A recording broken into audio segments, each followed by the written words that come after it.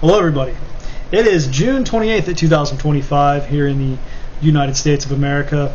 I'm putting up a pretty late upload tonight. I've been pretty busy throughout the day. I had to get some grass cutting done. I had some family friends come over to visit the new arrival, and just busy with the family in general. But this is my last week that I will be working night shift. So I'll go from Sunday through Thursday 4 p.m. to midnight to Monday through Friday 6 a.m. to 2:30 p.m., which will be a much better schedule.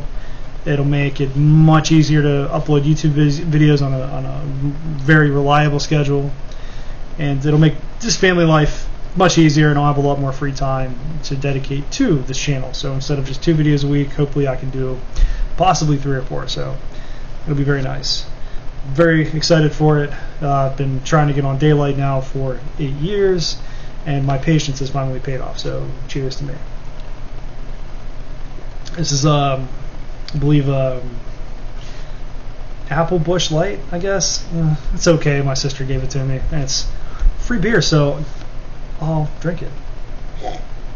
But anyways, what I wanted to talk about tonight is has something to do with the Iran and Israel conflict, and that is the real reason why Western powers do not want Iran to have a nuclear weapon. Okay, so the narrative around this is essentially that if Iran is given a nuclear weapon, they are so evil, so insane, and such crazy religious fundamentalists that they will not hesitate to use that nuclear weapon for no reason at all, unprovoked, on Tel Aviv, on New York City, on Paris, or any other country around the world. Israel repeatedly says that they are trying to save the world from Iran, despite the fact that Iran actually has friendly relations with, I don't want to say most, but a fair bit of countries outside of North America and Western Europe.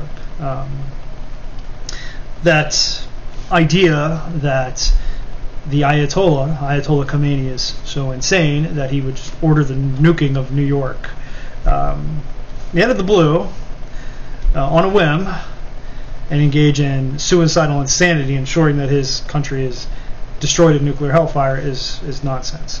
The real reason why nations like Iran are not being allowed to have nuclear weapons by Western powers is because it is the ultimate bargaining chip and the ultimate insurance policy against being attacked via conventional warfare by other more powerful nations, and it's an insurance policy against regime change.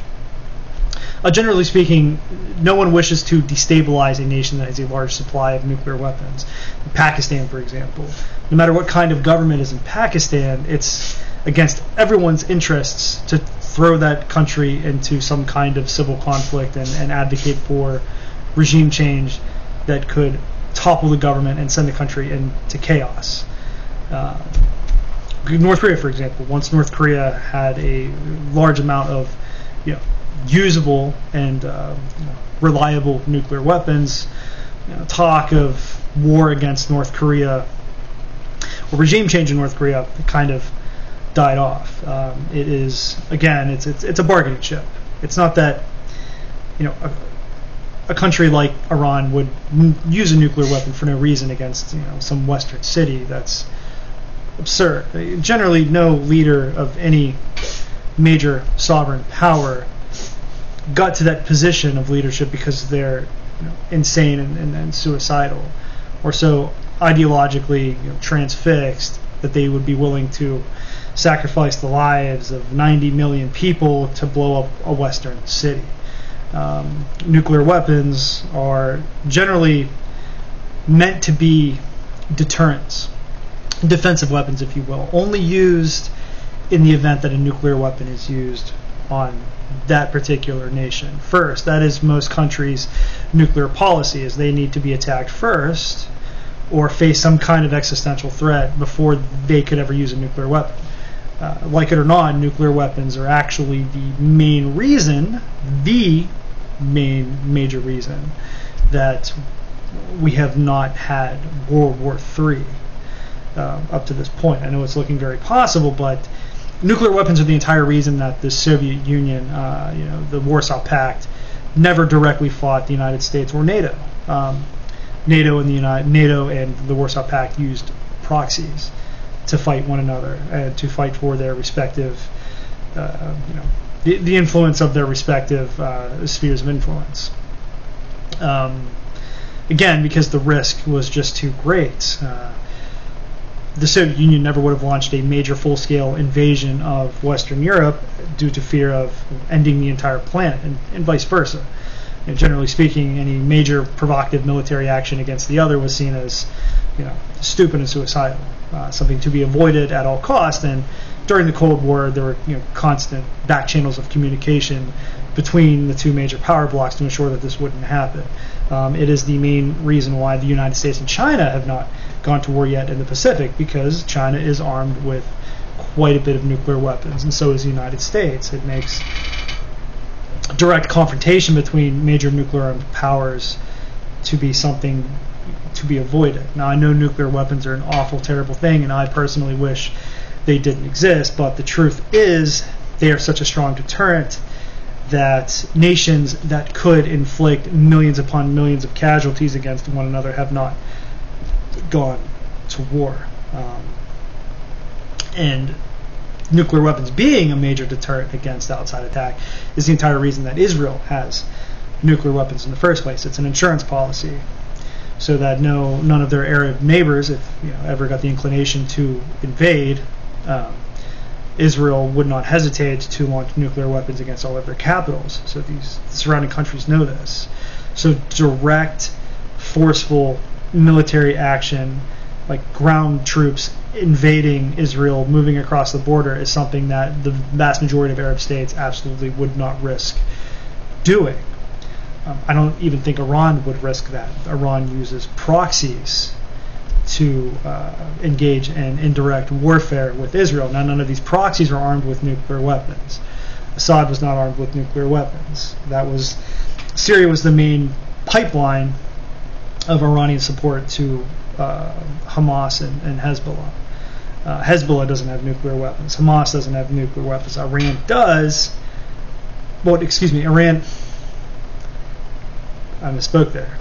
Israel does. Iran has a nuclear program that could potentially produce nuclear weapons. But if Iran actually had the bomb, Iran would be very careful not to get into a direct military confrontation with any other power that also had the bomb, because it frankly would not want to use them, because that would invite a return volley of ICBMs on targets within Iran. So this is the real reason why Western powers don't want Iran to have a nuclear weapon.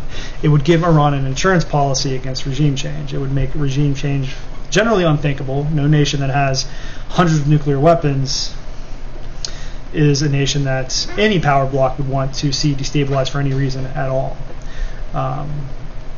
Despite the fact that when you sometimes see depictions of Iran in the media, Iranian citizens are chanting "Death to America, death to Israel." Now they're not saying "Nuke America, nuke Israel." This is a slogan because they view themselves as adversaries to the United States and Israel, and they would prefer that the Israeli and United States government cease to exist as they are, because they feel like they're hostile powers.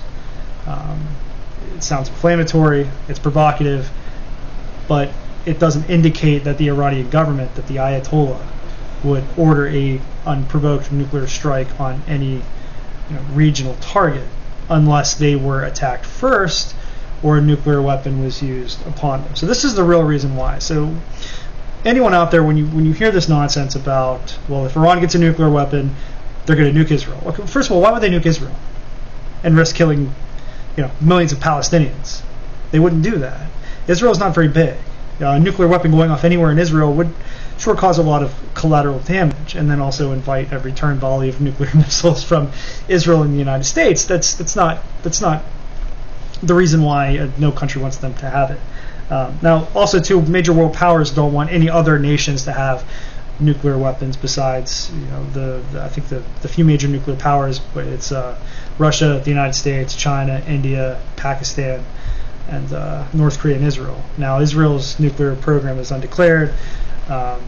Everyone does know for sure that North Korea has nuclear weapons, but generally speaking, outside of, and I believe, did I say France and the United Kingdom? I'm not sure. But these are the main nuclear powers. These main nuclear powers, though, it's in their vested interest not to let any other nation, even friendly and allied nations, have nuclear powers because it does, nuclear weapons, because it does increase the risk of potential nuclear warfare.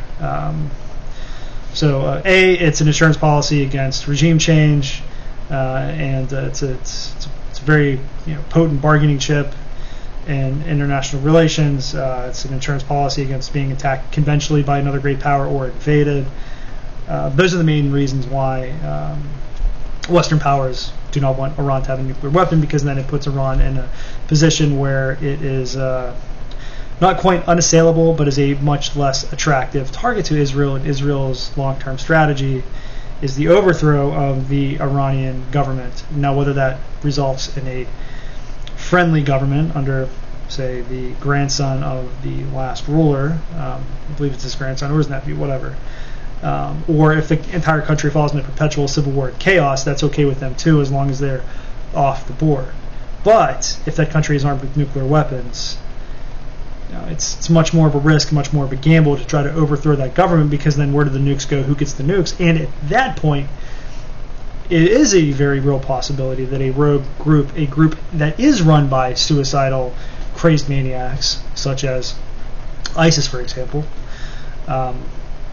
it is possible for them to get a nuclear weapon, and these people would use one.